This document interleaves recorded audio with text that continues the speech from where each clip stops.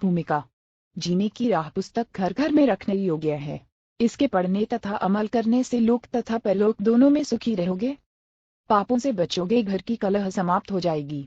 बहू बेटे अपने माता पिता की विशेष सेवा किया करेंगे। घर में परमात्मा का निवास होगा। भूत प्रेत पितर मार्ग बेताल जैसी आत्माएं उस परिवार के आसपास नहीं आएंगी। देवता उस भक्त परिवार की सुरक्षा करते हैं। अकाल मृत्यु उस भक्त की नहीं होगी जो इस पुस्तक को पढ़कर दीक्षा लेकर मर्यादा में रहकर साधना करेगा। इस पुस्तक को पढ़ने से उजड़े परिवार बस जाएंगे। जिस परिवार में यह पुस्तक रहेगी इसको पढ़ेंगे, जिस कारण से नशा अपने आप छूट जाएगा, क्योंकि इसमें ऐसे प्रमाण हैं जो आत्मा को छू जाते हैं। शराब, तंबाकू तथा अन्य नशे के प्रति ऐसी घृणा हो जाएगी कि इनका नाम लेने से रूह कांप जाया करेगी। पूरा परिवार सुख का जीवन जिएगा। जीवन का सफर आसानी से तय होगा, क्योंकि जीवन का मार्ग साफ हो जाता है। इस पुस्तक में पूर्ण परमात्मा कौन है, उसका नाम क्या है, उसकी भक्ति कैसी है, सब जानकारी मिलेगी। मानव जीवन सफल हो जाएगा। परिवार में किसी प्रकार की बुराई नहीं रहेगी। परमात्मा की कृपा सदा बनी रहेगी। जीने की राह उत्तम मिलने से यात्रा आसान हो जाएगी। जो इस पुस्तक को घर में नहीं रखेगा वह जीवन की राह उत्तम न मिलने से संसार रूपी वन में भटककर अनमोल जीवन नष्ट करेगा। परमात्मा के घर में जाकर पश्चाताप के अतिरिक्त कुछ हाथ नहीं लगेगा। उस समय आपको पता चलेगा कि जीने की राह उत्तम न मिलने से जिंदगी बर्बाद हो गई। फिर आप परमात्मा से विनय करेंगे कि हे प्रभु, एक मानव जीवन और बख्श दो। मैं सच्चे मन से सत्य भक्ति करूंगा। जीवन की सच्ची राह की खोज करने सत्संग में जाया करूंगा। आजीवन भक्ति करूंगा, अपना कल्याण करवाऊंगा। उस परमात्मा के दरबार कार्यालय में आपके पूर्व के जन्मों की फिल्म चलाई जाएगी, जिनमें आप प्रत्येक बार जब जब मानव जीवन प्राप्त हुआ था आपने यही कहा था कि एक मानव जीवन और दे दो, कभी बुराई नहीं करूंगा।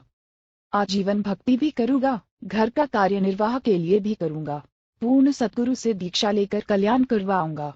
जो गलती आपके मानव जीवन में हुई है कभी नहीं दोहराऊंगी। फिर परमात्मा जी कहते हैं कि अपने आप को तो मूर्ख बनाकर जीवन नष्ट करके आ खड़ा हुआ पापों की गाड़ी भरकर मुझे भी मूर्ख बनाना चाहता है। चल नरक में। फिर 84 लाख प्रकार के प्राणियों के शरीरों में चक्र लगा। जब कभी दो मानव स्त्री पुरुष शरीर मिले, सावधान होकर संतों का सत्संग सुनना और अपना कल्याण कराना। पाठक जनों से निवेदन है कि इस पवित्र पुस्तक के पढ़ने से आपकी 101 पीढ़ी लोक तथा परलोक में सुखी रहेगी। इसको परमात्मा का आदेश मानकर पूरा परिवार पढ़े। एक पढ़े अन्य सुने या एक से अधिक पुस्तक लेकर भिन्न भिन्न प्रतिदिन पढ़े। इसमें लिखे प्रत्येक प्रकरण को सत्य माने, मजाक में न लें। यह किसी सांगी की बनाई नहीं है, यह परमेश्वर के गुलाम रामपाल दास द्वारा हृदय से मानव कल्याण के उद्देश्य से लिखी गई है। लाभ उठाएं। सत साहिब, लेखक दासन दास रामपाल दास, सतलोक आश्रम बरवाला, जिला हिसार, हरियाणा, भारत। 2 शब्द। प्राणी की जीवन की यात्रा जन्म से प्रारंभ हो जाती है, उसकी मंजिल निर्धारित होती है। यहाँ इस पवित्र पुस्तक में मानव जीवन की यात्रा के मार्ग पर विस्तार पूर्वक वर्णन है। मानव स्त्री पुरुष की मंजिल मोक्ष प्राप्ति है। उसके मार्ग में पाप तथा पुण्य कर्मों के गड्ढे तथा कोटे हैं। आप जी को आश्चर्य होगा कि पाप कर्म तो बाधक होते हैं, पुण्य तो सुखदायी होते हैं। इनको गड्ढे कहना उचित नहीं। इसका संक्षिप्त वर्णन पाप रूपी गड्ढे व कोटे मानव जीवन परमात्मा की शास्त्र विधि अनुसार साधना करके मोक्ष प्राप्त करने के लिए प्राप्त होता है। पाप कर्म का कष्ट भक्ति में बाधा करता है। उदाहरण के लिए पाप कर्म के कारण शरीर में रोग हो जाना, पशुधन में तथा फसल में हानि हो जाना। ऋण की वृद्धि करता है। ऋणी व्यक्ति दिन रात चिंतित रहता है, वह भक्ति नहीं कर पाता। पूर्ण सद्गुरु से दीक्षा लेने के पश्चात परमेश्वर उस भक्त के उपरोक्त कष्ट समाप्त कर देता है। तब भक्त अपनी भक्ति अधिक श्रद्धा से करने लगता है। परमात्मा पर विश्वास बढ़ता है, दृढ़ होता है। परंतु भक्त को परमात्मा के प्रति समर्पित होना चाहिए।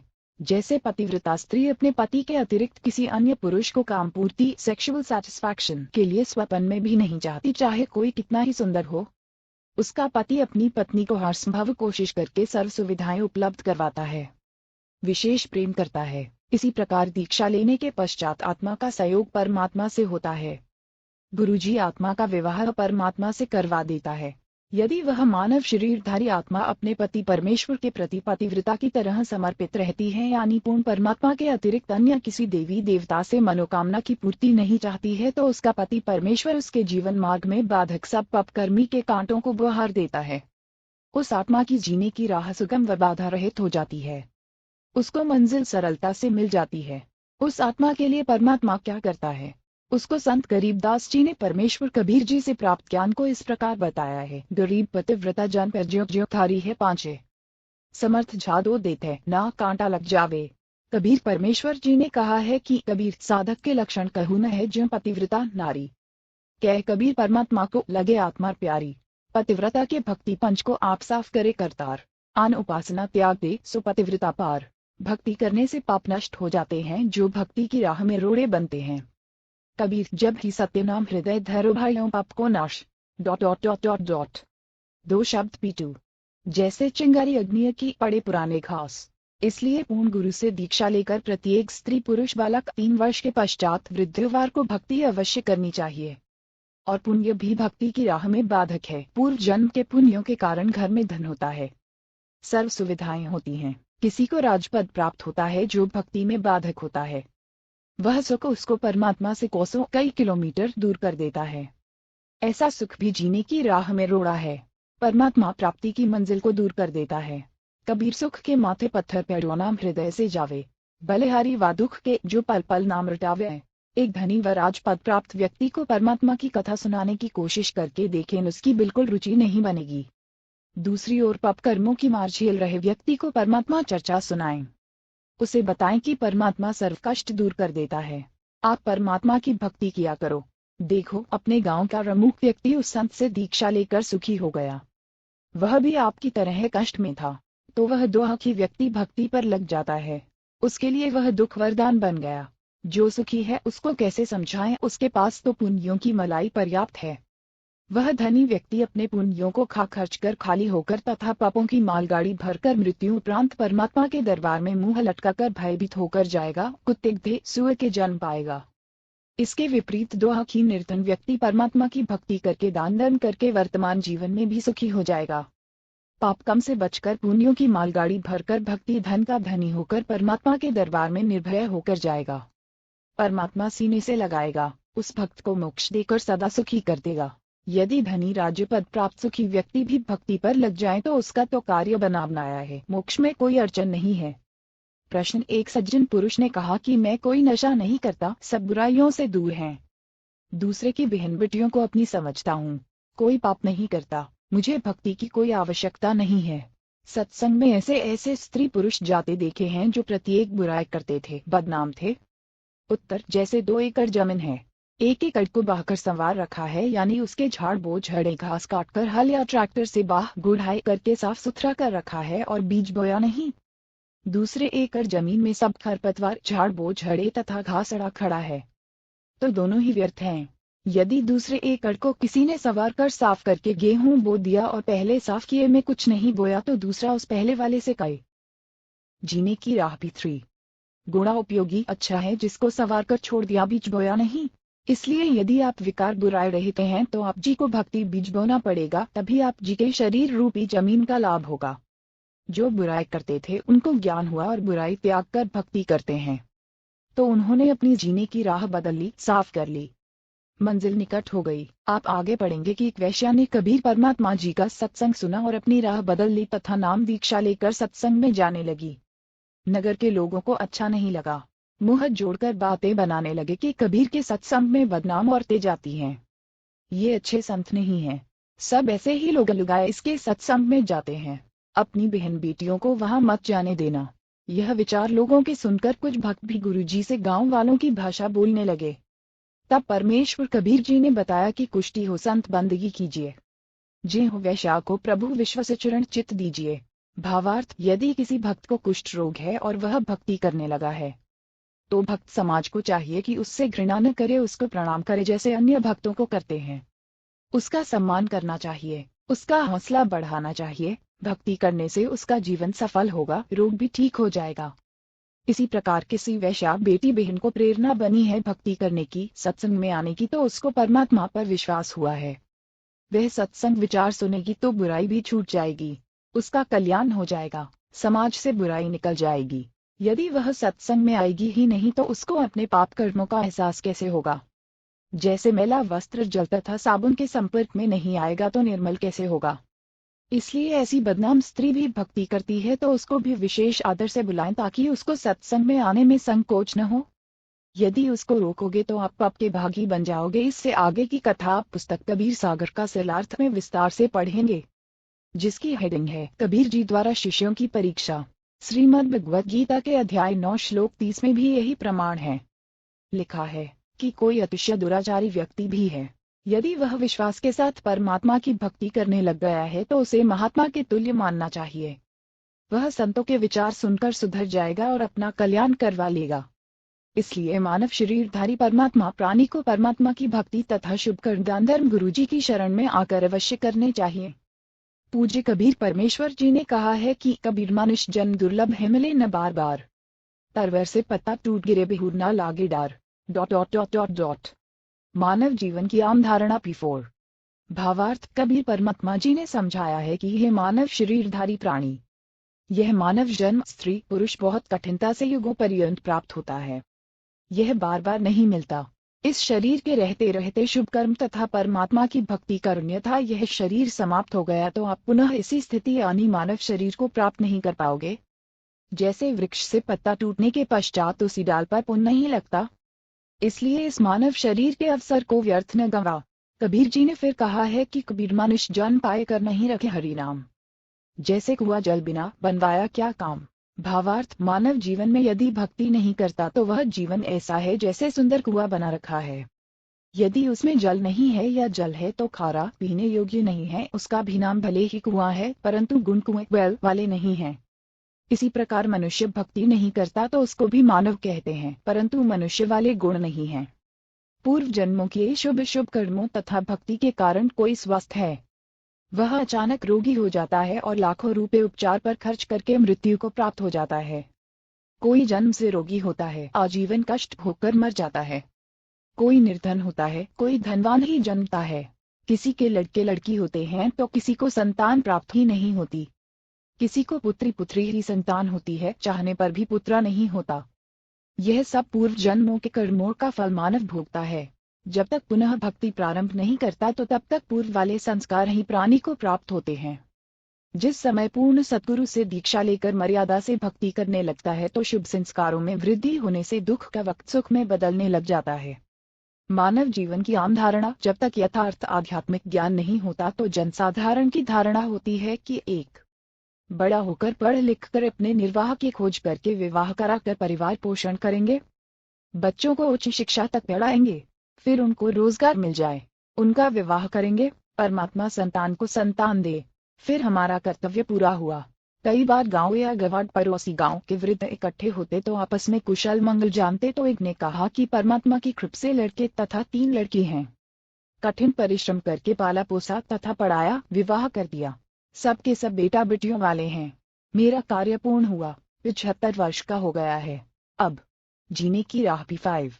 बेशक मौत हो जाए मेरा जीवन सफल हुआ, वंश बिल चल पड़ी, संसार में नाम रहेगा। विवेचन उपरोक्त प्रसंग में जो भी प्राप्त हुआ वह पूर्व निर्धारित संस्कार ही प्राप्त हुआ, नया कुछ नहीं मिला। एक व्यक्ति का विवाह हुआ, संतान रूप में बेटी हुई।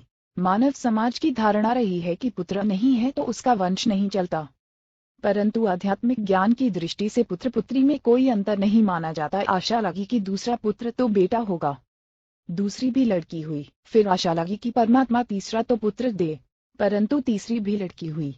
इस प्रकार कुल 5 बेटियां हुई, पुत्र का जन्म हुआ ही नहीं। इस उदाहरण से स्पष्ट होता है कि न तो मानव का चाहा हुआ और न किया हुआ, जो कुछ हुआ संस्कार विषय हुआ। यह परमेश्वर का विधान है।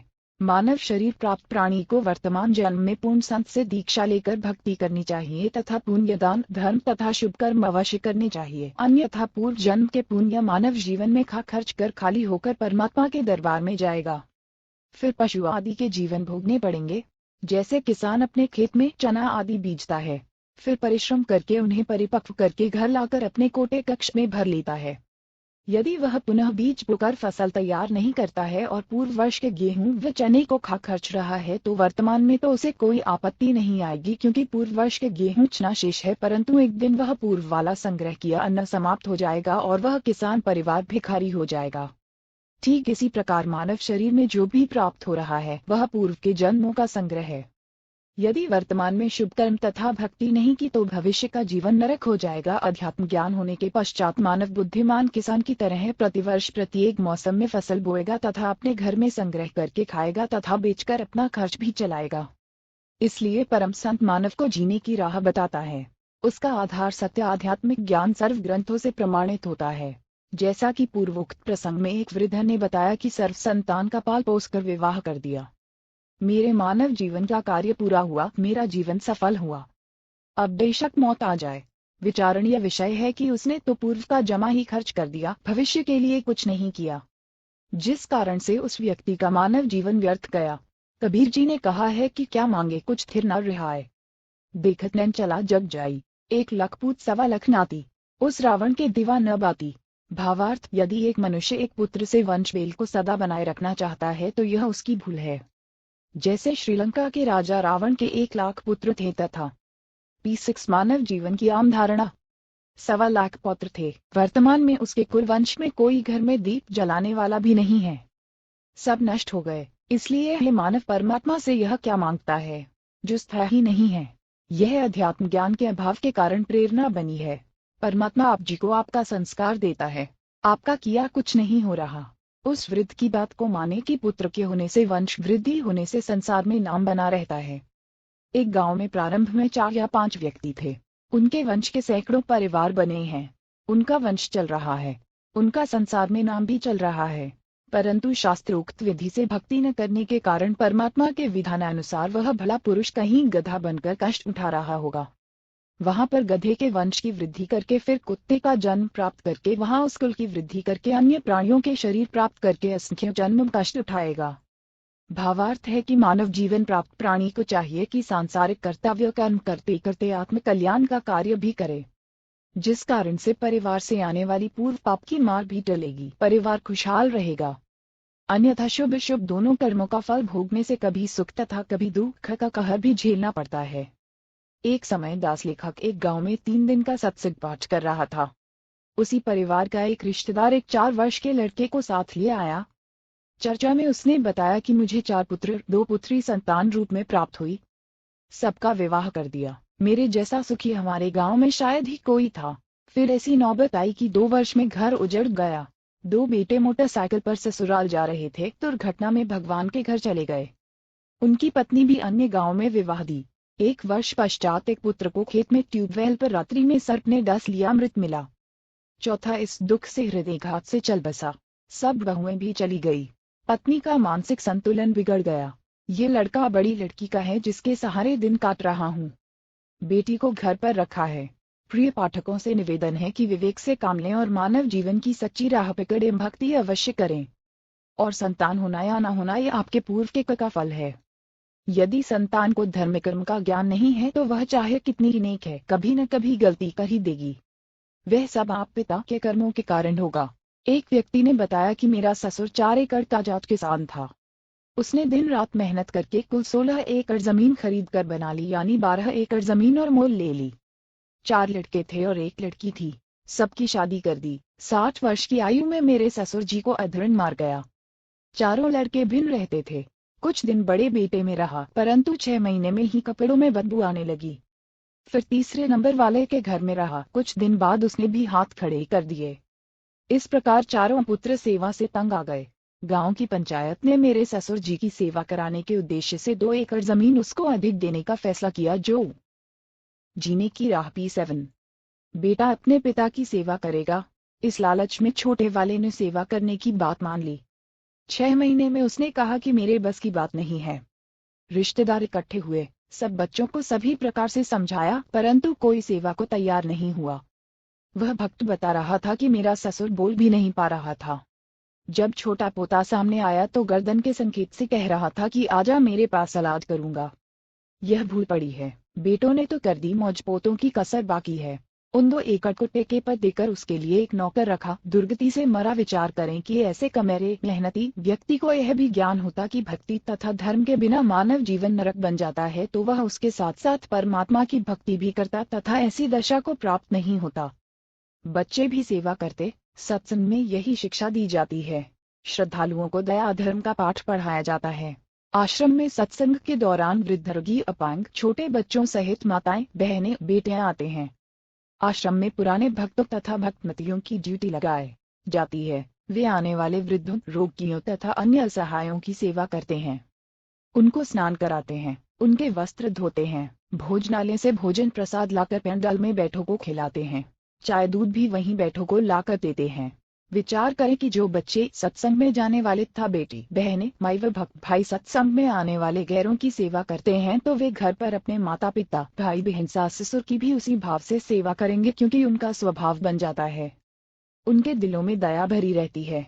उनको परमात्मा का विधान अच्छी तरह याद होता है। जैसा कि पूर्व में प्रसंग है कि कमेरे मेहनती किसान को अदल मारना और बच्चों द्वारा अनदेखा करना। यदि वे लड़के तथा सत्संग में जाते तो वे अपने पिता की बहुत सेवा करते। यदि वह किसान परमात्मा की भक्ति करता तो उसका शरीर स्वस्थ रहता और उसकी भक्ति के कारण भजन के तेज से प्रभावित होकर परिवार अपने आप आदर करता है। उदाहरण के लिए साधु संत भक्ति ही करते हैं, जिस कारण गांव का गांव उनका सेवा सत्कार करता है। इसी प्रकार भक्ति करने से परमात्मा की शक्ति अपने आप आने को प्रेरित करके भक्त के अनुकूल परिस्थिति बना देती है। इसीलिए भक्ति करने की प्रेरणा संत जन देते हैं। सत्संग से जीने की राह अच्छी बनती है। और कबीर परमेश्वर जी ने फिर बताया है कि बिन उपदेश अचम्मा है, क्यों जीवत है प्राण। भक्ति बिना कहाँ थोर है, ये नर नाहीं पाषाण। भावार्थ, परमात्मा कबीर जी कह रहे हैं कि हे भोले मानवी, मुझे आश्चर्य है कि बिना गुरु से दीक्षा लिए किस आशा को लेकर जीवित है। न तो शरीर तेरा है, यह भी त्याग कर जाएगा। फिर संपत्ति आपकी कैसे है? कबीर, काया तेरी है नहीं, माया कहाँ से होए। भक्ति कर दिल पाक से, जीवन है दिन दोए। मानव जीवन की आम धारणा पीएट। जिनको यह विवेक नहीं कि भक्ति बिना जीव का कहीं भी ठिकाना नहीं है, तो वे नर यानी मानव नहीं है, वे तो पत्थर हैं। उनकी बुद्धि पर पत्थर गिरे हैं। कबीर जी ने फिर कहा है कि बेकार की परिभाषा अगम निगम को खोज ले, बुद्धि विवेक विचार उदय अस्त का राज में ले तो बिना बेकार। भावार्थ, पुराने समय में पुलिस थानों में जीप कार आदि गाड़ियां नहीं होती थी। जब पुलिस वालों को कहीं रेड छापा मारनी होती तो किसी प्राइवेट थी व्हीलर या फोर व्हीलर वाले को जबरदस्ती पकड़ लेते और उसके व्हीकल श्री व्हीलर या फोर व्हीलर में बैठकर जहां जाना होता ले जाते। ड्राइवर भी थ्री व्हीलर वाला होता था तथा पेट्रोल डीजल भी वही अपनी जेब से डलवाता था। उस दिन की दिहाड़ी भी नहीं कर पाता था। पुलिस वाले उसको सारा दिन इधर उधर रहते थे। आम व्यक्ति तो यह विचार करता था कि ये श्री व्हीलर वाला आज तो बहुत ज्यादा कमाई करेगा। सारा दिन चला है, परंतु उसका मन ही जानता था उस दिन उसके साथ क्या बीती होती थी। ऐसे ही राजा लोग इस जन्म में भक्ति न करके केवल राज्य व्यवस्था को बनाए रखने में जीवन समाप्त कर रहे हैं, तो वे बेकार करके जाते हैं। पूर्व जन्म के धर्म कर्म से राजा बनता है, वर्तमान जन्म में उसी पुण्य को खर्च खा रहा होता है। जनता को तो लगता है कि राजा बड़ी मौज कर रहा है। आध्यात्मिक दृष्टि से वह बेकार कर रहा है, भक्ति कमाए नहीं कर रहा है। यदि व्यक्ति पूर्ण गुरु से दीक्षा लेकर भक्ति नहीं करता है तो उसको चाहे उदेश का यानी पूरी पृथ्वी का राज्य भी मिल जाए तो भी वह थ्री व्हीलर वाले की तरह व्यर्थ की मार यानी गहमा गहमी कर रहा है। उसे कुछ लाभ नहीं होना। इसलिए राजा हो या प्रजा, धनी हो या निर्धन, सबको नए सिरे से भक्ति करनी चाहिए। उसी से उनका भविष्य उज्जवल होगा। परमात्मा कबीर जी ने अपने शिष्य संत गरीबदास जी को तत्वज्ञान समझाया, जो इस प्रकार है। मन तू चाली रे सुख के सागर, जहाँ शब्द सिंधु रत्नागर। एक कोटि जन्म तो है मर्थ होगे, कुछ नहीं हाथ लगा है। कुकर सुकर खर भया बोरे को अलैस बिगा, शून्य कोटि जन्म तू राजा, किन्हा मिटी न मन की आशा। भिक्षुक होकर दर दर हांडिया मिल्या न निर्गुण रासा। 12 इंद्र कुबेरीश की पैदवी ब्रह्मावरुण धर्मराया। विष्णुनाथ के पुर जाकर बिहुर पूठा आया। 3 असंख्य जन्म तो है मरते होगे, जीवित क्यों न मर रे। 12 मध्य महल मट पौरे, बहुर न देह धरे रे। 4 दो जुख बहिष्ट, सभी से देखे राजपाट के रसिया। जीने की राह पीनो 3 लोक से तृप्त नाही, यह मन भोगी खसिया। 5 सतगुरु मिले तो इच्छा मैट पद मिल पद समाना। चल हंसा उस लुक बैठाऊं जो पदी अमर स्थाना। 1 6 4 मुक्ति, जहाँ चुम्पी करती माया हो रही दासी। दास गरीब अभय पद पैर से मिले राम अविनाशी। 17 सूक्ष्म वेद की वाणी का भावार्थ, वाणी का सैलार्थ आत्मा और मन को पात्र बनाकर संत गरीबदास जी ने संसार के मानव को समझाया है। कहा है कि यह संसार 2 आंखों का घर है। इससे भिन्न एक और संसार है जहाँ कोई दुख नहीं है। वह स्थान सनातन परमधाम सत्यलोक तथा वहाँ का प्रभु अविनाशी परमेश्वर सुखों का सागर है। सुख सागर अर्थात अमरलोक की संक्षिप्त परिभाषा बताई है।